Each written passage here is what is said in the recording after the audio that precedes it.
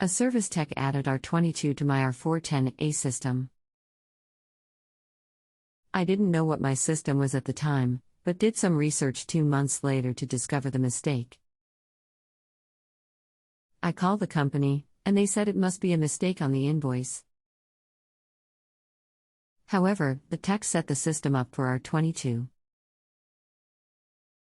In other words, my low side pressure was 55 pounds per square inch, and he added R22 until the pressure was 70 pounds per square inch. Also, I was supposed to get a free pound of Freon, but I did not. He said that the R22 was not included in the free pound offer. So there are 3 indicators on the invoice that show R22 was added to my system. I spoke with a manager this past week, and he was unwilling to admit that R22 had been added to my system by mistake, and continued to insist that the invoice was incorrect. The tech will be coming back on Monday to have a look, whatever that means. I'll do all I can to help. How long have you been dealing with this? I spoke with a manager this past Tuesday. I did my research to discover the problem last weekend. Do you plan on doing the work yourself? The tech is coming back 3 days from now. I am not an AC tech.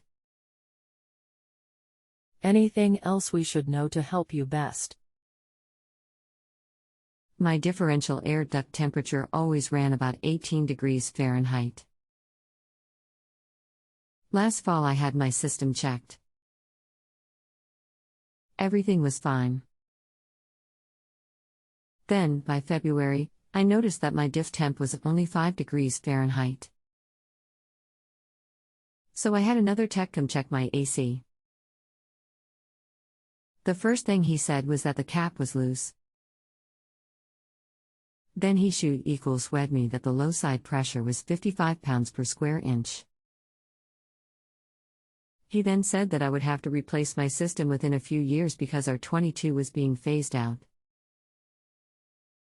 He then added 2 pounds of F22, then screwed the caps on tight. My diff temp increased to 8 to 10 degrees Fahrenheit, and has remained there for the last 2 months, so I think the loose cap was the source of the leak. Hello, the tech involved was grossly incompetent, as you have already guessed. Your tests are useful. He had messed up efficiency of the compressor by mixing the gases. The 2 refrigerants use different oils, and those are not at all compatible. Sometimes the oil curdles into waxy clumps and clogs the various orifices in the system. It is not an easily rectified issue, the oil needs to be changed completely.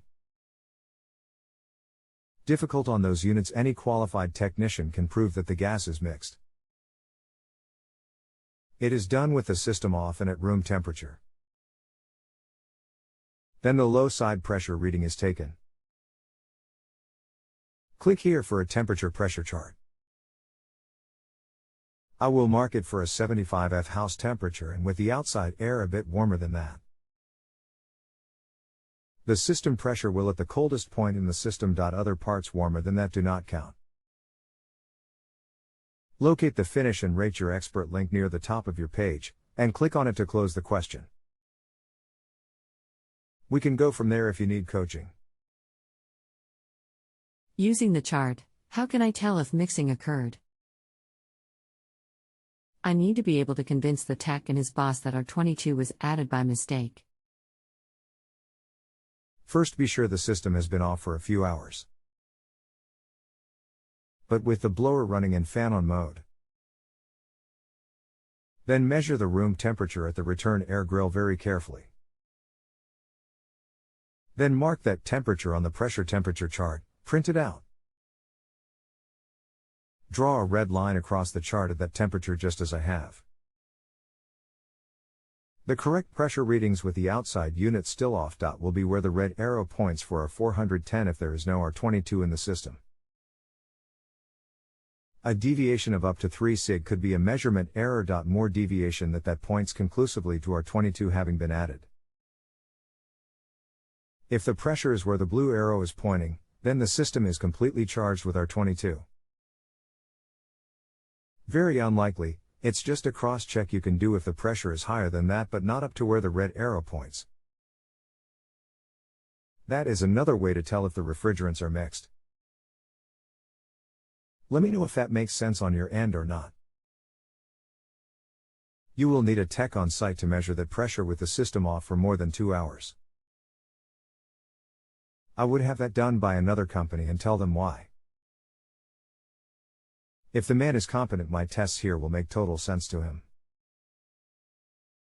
If not, you need a more experienced tech. Okay, I understand. However, if I am low on Freon, won't the pressure be lower? The tech in question measured 55 pounds per square inch on the low side, then added R22 until the pressure was 70 pounds per square inch. He should have added R410A until the pressure reached 115 to 120 pounds per square inch on the low side, correct? A static pressure test will be accurate even with half a charge of refrigerant installed, and you have at least that much or you would not have gotten the 8 to 10 differential temperatures or the 9F superheat. This is important to understand. There is no fixed suction pressure. None. The suction pressure is in absolute lockstep with the changing room temperature. With the room at 72°F and a system running, the suction pressure should be 101 sig for the best cooling and dehumidification. The factory calls for 106 to 108°F, however, because the system is more efficient in that range and allows them to advertise a higher SEER rating, but does not dehumidify quite as well. There is a lot more to it. Summary: I charge the system so that the suction line at the point it is welded to the compressor, and when the house is 72°F. In that condition, the suction line should be sweating. But no sweat should be on the compressor.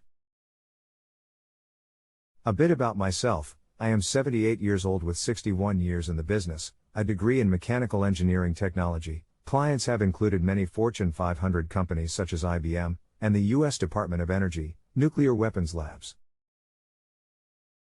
I am semi-retired now but still spend about 10 hours a day with old clients and answering questions here. Before I retired, I was California state licensed mechanical, HVAC, boiler and electrical contractor. With 26 staff at the peak, a lot of heavy industrial as well as residential projects. If you have a home improvement or appliance question and want to chat with an expert now, visit justanswer.com/YTHI.